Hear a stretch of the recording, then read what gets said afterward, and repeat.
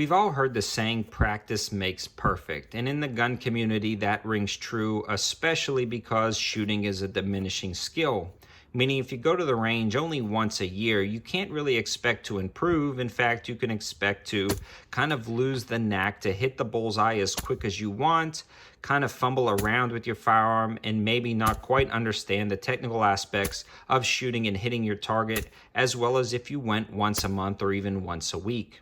You realize once you start practicing with your firearm, you have the easy ability to hit that target a lot better than you did before if you were just remaining stagnant. And one of the memes and sayings that goes around on Facebook in the YouTube community is it's better to have a $500 gun and $500 worth of training than just having a $1,000 gun. Having a reliable and quality firearm is important, but just as important is having the ability to use that firearm and training down at the range.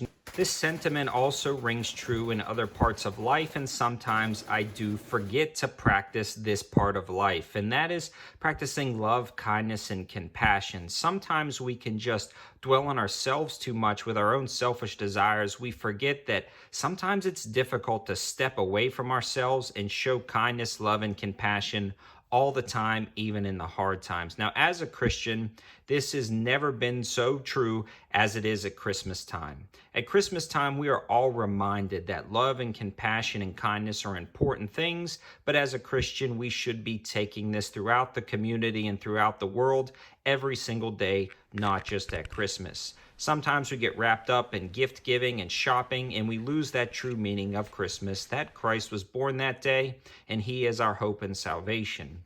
So with that being said, I want to read one of the great commandments.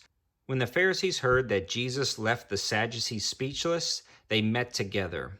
One of them, a legal expert, tested him. "Teacher, what is the greatest commandment in the law?" He replied, "You must love the Lord your God with all your heart, with all your being, and with all your mind. This is the first and greatest commandment. And the second is, you must love your neighbor as yourself." All the law and prophets depend on these two commands. And as a Christian, we understand that our neighbor is everyone. Love God and love your neighbor. Sometimes religion can get messy. We can argue, we can fuss, we can fight.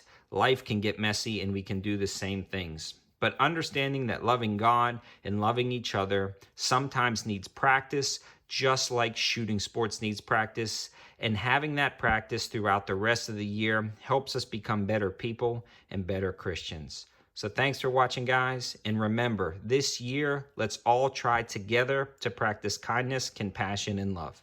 Have a good one.